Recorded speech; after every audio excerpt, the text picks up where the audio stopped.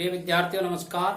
हिंदी की ऑनलाइन शिक्षण व्यवस्था में आप सबका हार्दिक अभिनंदन, स्वागत। हमारा अध्ययन चल रहा है हिंदी व्याकरण में व्याकरण का भाग 2 शब्द भेद, और शब्दों के भेद में हमने अध्ययन किया है अविकारी शब्दों का। अविकारी शब्द 4 प्रकार के होते हैं: क्रिया विशेषण, समुच्चय बोधक, संबंध बोधक और विस्मयादि बोधक। इनको अव्यय शब्द भी कहते हैं। आज का हमारा अध्ययन इस प्रकार का है, इन 4 प्रकार के अव्यय शब्दों के अतिरिक्त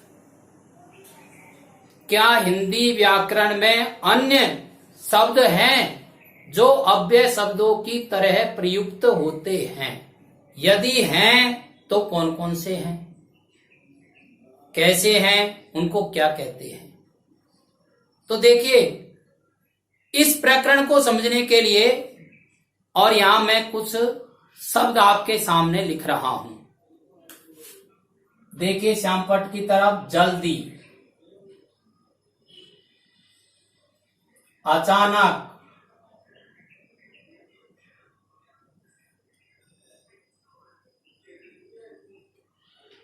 धीरे धीरे, और, तथा, पर, परंतु, किंतु, लेकिन। इसके अलावा अन्य शब्द बिना,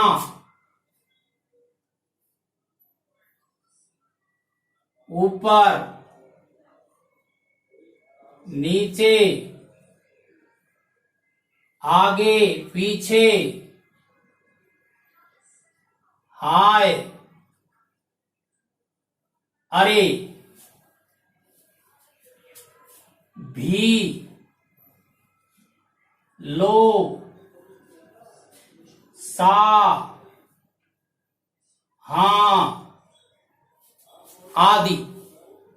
इन शब्दों को आप ध्यानपूर्वक पढ़ लीजिए और पढ़ने के बाद आप विचार कीजिए। जल्दी, अचानक, धीरे धीरे कैसे शब्द हैं? तो आपके ध्यान में आ रहा होगा, ये सब क्रिया विशेषण शब्द हैं। और, तथा, पर, परंतु, किंतु, लेकिन, यद्यपि ये कैसे शब्द हैं? समुच्चय बोधक शब्द हैं। बिना, आगे, पीछे, ऊपर, नीचे, ये किस प्रकार के शब्द है? संबंध बोधक अव्यय शब्द है। हाय, अरे, ओ, ये किस प्रकार के शब्द हैं? विस्मयादि बोधक शब्द हैं। भी, लो, सा, हां, काश, ये किस प्रकार के शब्द हैं? हिंदी व्याकरण में इन शब्दों को किस नाम से जानते हैं? इनकी गणना इन शब्दों में तो हो नहीं रही है। तो इन शब्दों को हिंदी व्याकरण में निपात शब्दों के नाम से जानते हैं। निपात।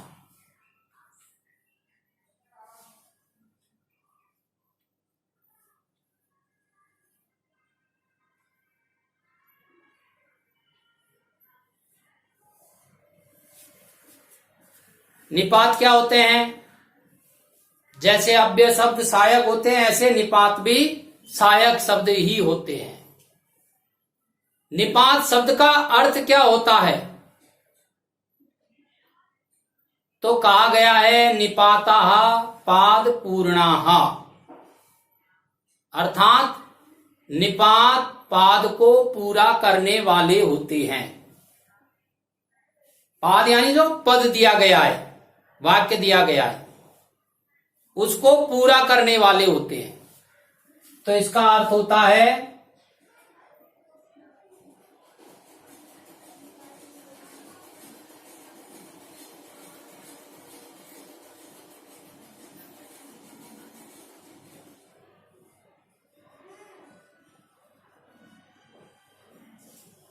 पाद को पूरा करने वाला।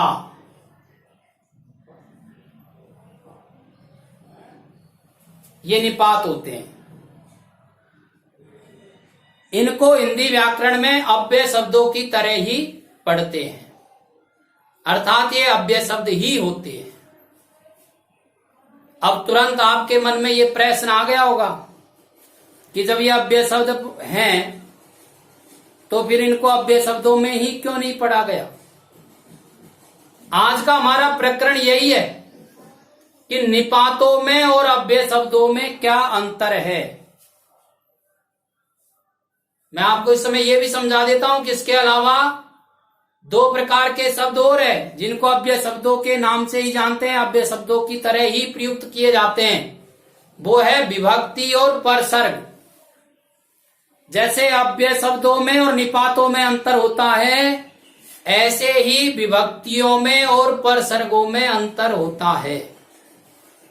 सामान्यतः हम व्याकरण में विभक्तियों को ही परसर्ग कहते हैं या परसर्गों को विभक्तियों में ही पढ़ते हैं, पर चूंकि जब हम विस्तृत अध्ययन कर ही रहे हैं तो हमारे ये ध्यान में रहना ही चाहिए, कहीं न कहीं ये बात हमारे ध्यान में रहनी चाहिए कि विभक्तियां और परसर्ग दोनों अलग अलग हैं, इनके अंदर अंतर है। जैसे अव्यय शब्दों में और निपातों में अंतर है।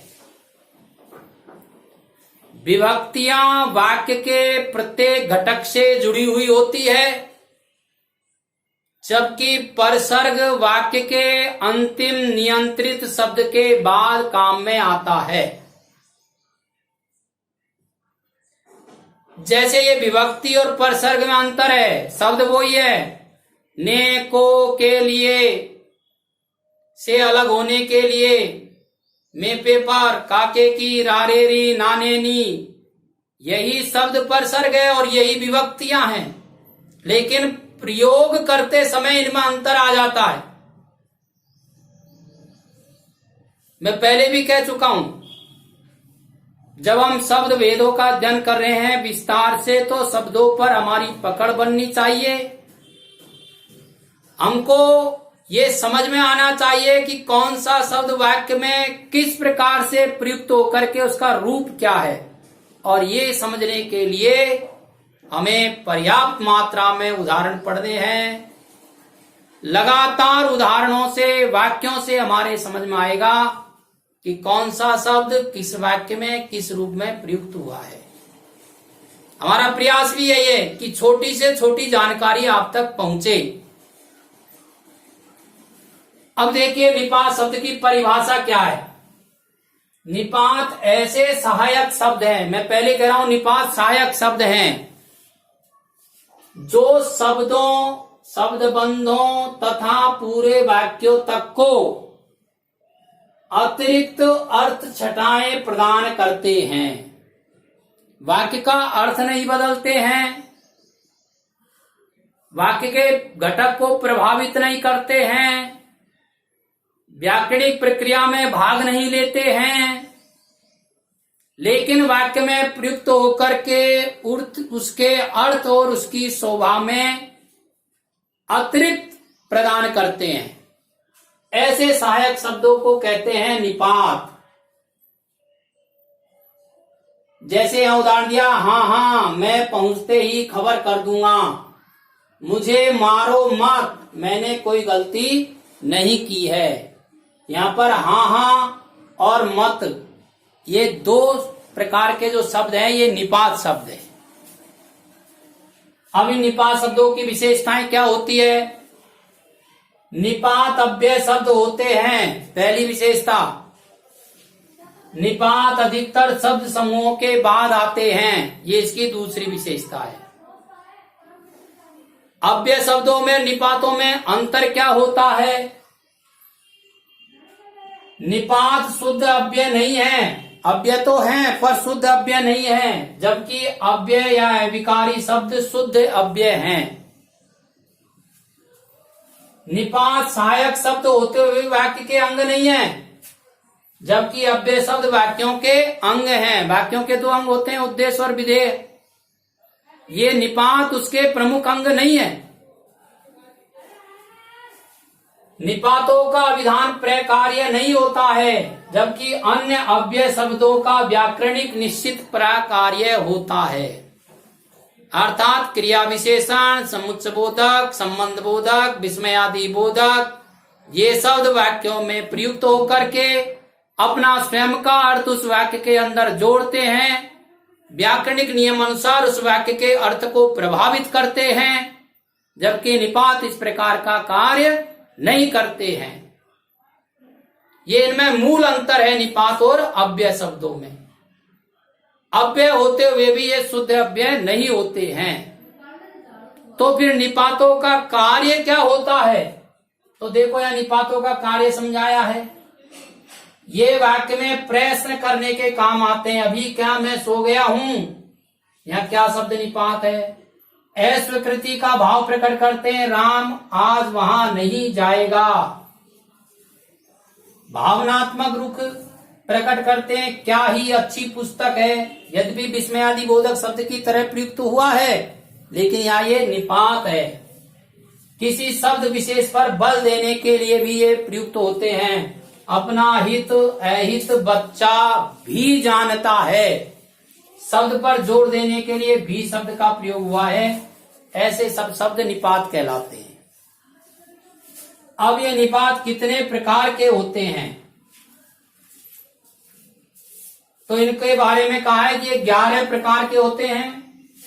स्वीकार करने के लिए हाँ या जी, नकारात्मक भाव के लिए नहीं जी, निषेधात्मक भाव के लिए मत, प्रश्नात्मक भाव के लिए क्या क्यों, विस्मय का भाव पैदा करने के लिए क्या काश, बलदायक तो भी तक, ध्यान आकर्षण के लिए भर केवल मात्र, तुलना के लिए सा शब्द काम आता है, आदर के लिए जी शब्द काम आता है, अवधारणा के लिए करीब तकरीब शब्द काम आते हैं, और निर्देश के लिए लो ले आदि शब्द काम आते हैं।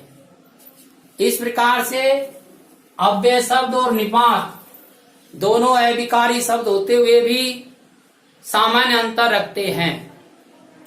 ये आज हमने इसमें अध्ययन किया है। इस प्रकार व्याकरण का जो दूसरा भाग है शब्द भेद, उसका हम अध्ययन कर चुके हैं। आगे का जो अध्ययन हम करेंगे, इन शब्दों को प्रभावित या इनके विकार पैदा करने वाले शब्द कौन कौन से हैं, और इन शब्दों का निर्माण किस प्रकार से होता है, शब्दों की रचना कैसे होती है, इसके बारे में अध्ययन करेंगे। आप इसका स्क्रीनशॉट ले लीजिए। और एक आग्रह जो हमारा आपसे बना रहता है कि आपके संपर्क में इस प्रकार के विद्यार्थी होंगे जो शिक्षण से कहीं जुड़े हुए नहीं है या जुड़ने में उनको कठिनाई आ रही है, तो ये वीडियो उन तक आप जरूर पहुंचाएं। ये वीडियो आप उन तक पहुंचाते हैं तो आपके द्वारा ये एक सेवा कार्य किया माना जाएगा। धन्यवाद।